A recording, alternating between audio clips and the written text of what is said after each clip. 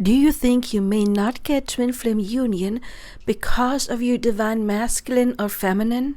Are you unsure if you can achieve union? Are you upset at your person because you see no development with them? Are they still acting distorted? Are you frustrated, disappointed, or even mad at your twin flame because you don't see any change in them? Is your twin flame not working on themselves and you're worried that you can't be in union with them because of that?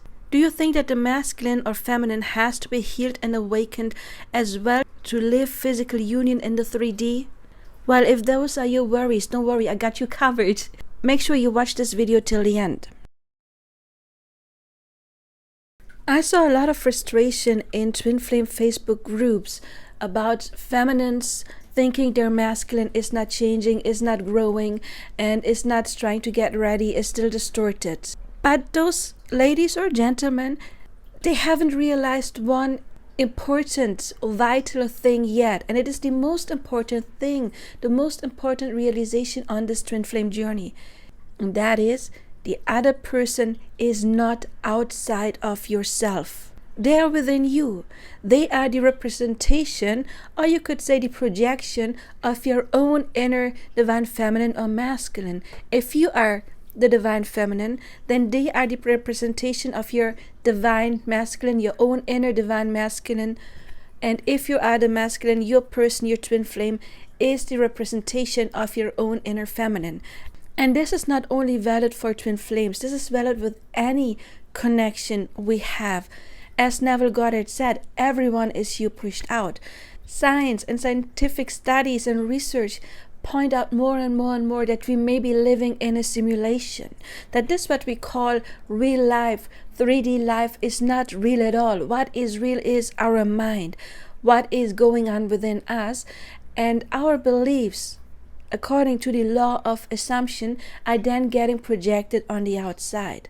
Which means that if you see your person as distorted, check out your own inner energies of the own inner feminine or masculine. Let's say you are a woman and a divine feminine as well, but you can apply that to all other genders or scenario. But if you are a woman, then your own inner feminine is also connected to your relationship with other women, most likely mom in your childhood, because we get programmed in the first 7 years of our lives. If we have had some kind of trauma or mom was not there, this is where we get the programs installed. And worst case scenario, maybe even an unhealthy attachment style like the anxious or avoidant attachment style.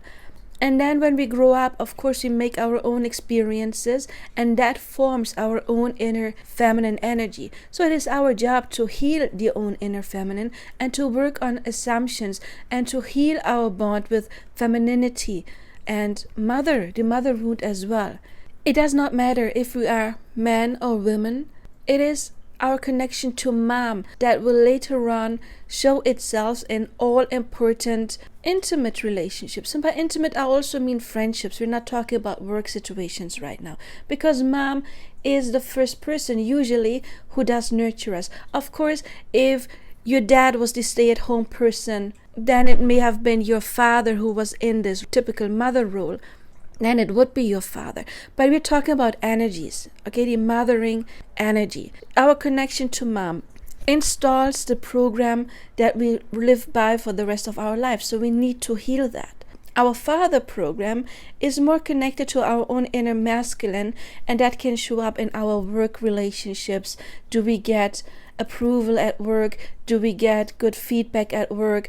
Do we find good jobs? Are we getting paid well? That would be more linked to the father energy. However, our father, and I don't just want to say father, also like older brothers, stepfathers, or partners of your mother, grandfathers, uncle, any important father figure around you when you were, again, we're talking about the first 7 years of our lives, made you develop your image of manhood.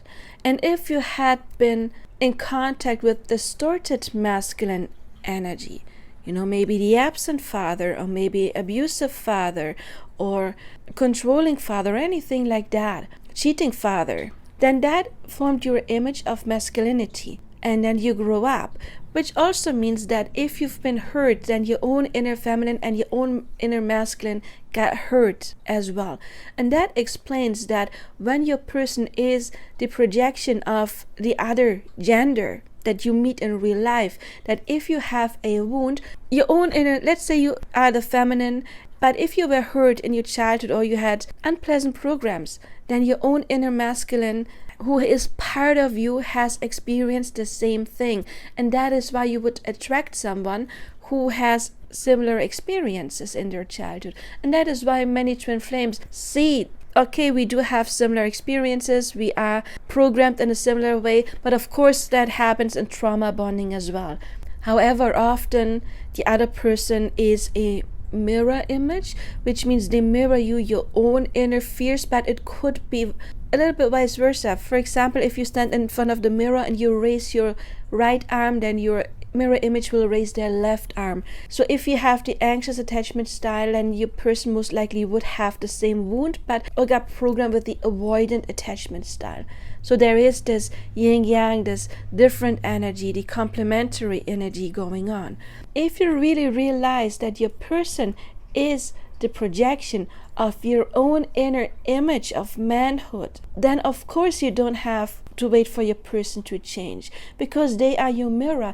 You change within yourself. You use the law of assumption and you change your assumptions about love. Do you have assumptions like love hurts, men are cheaters? Then of course that is getting mirrored back to you. So we have to work on our assumptions about ourselves, our self-concept, but also about the other gender. And the thing is, if you have negative assumptions about the other gender and you attracted someone, then of course you in the beginning have the honeymoon phase. That is important, otherwise you wouldn't open up, but your soul wants to open up so that the other person can push your buttons and mirror you. So usually there is this honeymoon phase and then it shifts and then you have the mirroring going on. So in the beginning we do have this harmonious connection and you attracted that person because of your old programs and assumptions. And then when the shift happens, they start acting in a maybe unpleasant way. If fear of abandonment is an issue, they will ghost you. If you're not in self-love and you have learned as a child you have to act in a specific way in order to be loved, you cannot be authentic or yourself, then they mirror you back that they don't choose you.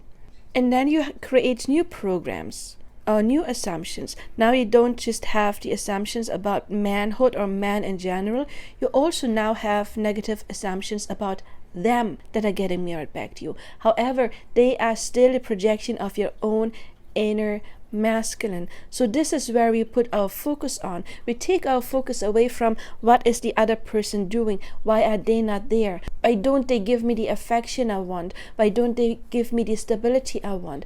Well, because your own inner masculine is wounded due to your programs.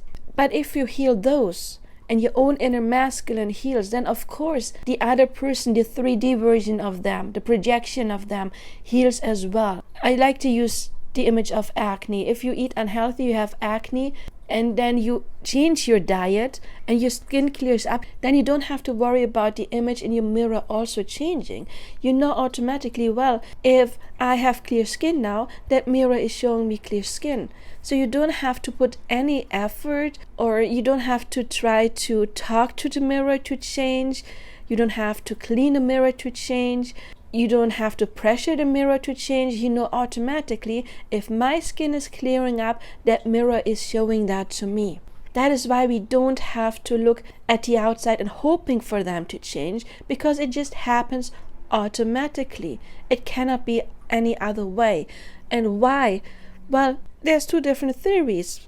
I think both can actually apply simultaneously, but one we already talked about is that they are nothing but a projection. What you perceive as real 3D life is not really real. It is just a program, a simulation that you can change. And if you're wondering about that, you can, for example, research the Mandela effect, because things can shift, things can change in our reality instantly. If you don't believe it, try it out. Change your assumptions about small things and learn about manifesting, and then you will see those small things getting mirrored back to you, and you see the changes. And the big things are not harder for the universe. It's just our ego that thinks that thing is harder to change.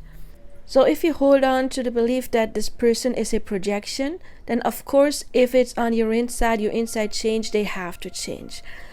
But I also believe in the multiverse theory, which means that there is different timelines and everything, creation is finished, as Neville Goddard said. And you may have heard there is no time, we only experience it. But that would mean that we are strictly determined if it only happened once. Then we don't have any free will at all. But we do have free will. Why? Because in every parallel universe, it happened just a little bit different.